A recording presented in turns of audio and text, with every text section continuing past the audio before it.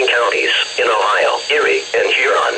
The National Weather Service in Cleveland has issued a tornado warning for Erie County, northern Huron County, until 4 p.m. Eastern Daylight Time.